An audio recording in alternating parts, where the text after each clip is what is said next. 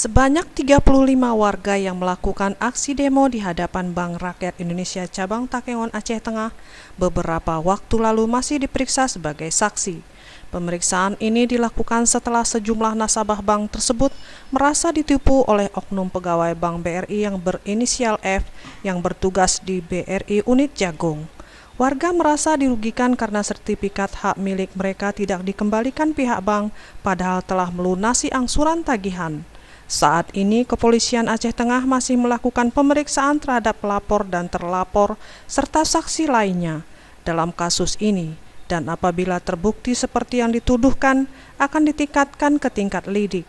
Apabila oknum pegawai bank terdapat indikasi melakukan tindakan penipuan terhadap sejumlah warga, maka akan dijerat dengan ketentuan hukum yang berlaku. Kapolres Aceh Tengah AKBP Hairajadi menyampaikan sejauh ini kasusnya masih dalam tahap pemeriksaan oleh Satreskrim Aceh Tengah. Jadi terkait kasus yang kemarin ada di BRI itu sedang dalam proses, kita lakukan pemanggilan ya terhadap saksi, baik saksi pelapor maupun saksi-saksi yang mendukung. Kemudian akan kita lanjutkan kalau memenuhi unsur, akan kita lanjutkan ke proses penyidikan.